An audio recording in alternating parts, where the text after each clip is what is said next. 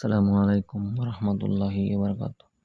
সম্মানিত প্রিয় দর্শক, হযরত আব্দুল্লাহ ইবনে আব্বাস রাদিয়াল্লাহু তাআলা আনহু বর্ণনা করেন, রাসূলুল্লাহ সাল্লাল্লাহু আলাইহি ওয়াসাল্লাম বলেছেন, কোনো বান্দা যদি পাবন্দির সহিত অর্থাৎ বেশি পরিমাণে ইস্তেগফার পাঠ করে, তাহলে আল্লাহ তাআলা তার জন্য সকল সংকীর্ণতা হতে মুক্তির পথ বের করে দেন এবং তাকে সকল প্রকার দুশ্চিন্তা হতে মুক্তি দেন। তাকে এমন জায়গা থেকে রিজিক দান করেন যা সে চিন্তাও করতে পারে না। আবু দাউদ। সুবহানাল্লাহ।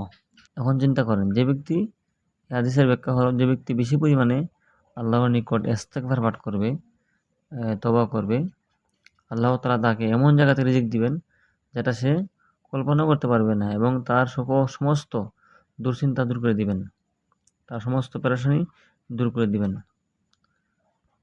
তাহলে আমরা কি করব? এই আমলটা করব, বেশি পরিমাণে ইস্তেগফার পাঠ করব। সংক্ষিপ্ত একটা ইস্তেগফার হলো আস্তাগফিরুল্লাহ, আস্তাগফিরুল্লাহ, আস্তাগফিরুল্লাহ। এটা হলো সংক্ষিপ্ত ইস্তেগফার।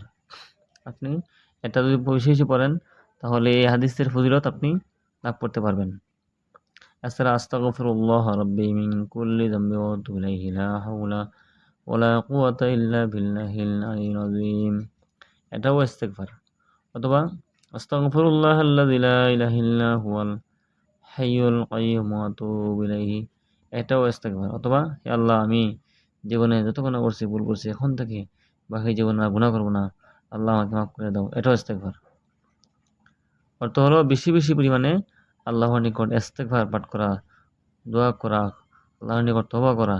তাহলে আল্লাহ রাব্বুল আলামিন তার সমস্ত দুশ্চিন্তা থেকে রেহাই দিবেন, দুশ্চিন্তা দূর করে দিবেন এবং তাহাকে সমস্ত সংকীর্ণতাকে মুক্তিদান করবেন এবং তাহার রিজিক বাড়ায় দিবেন।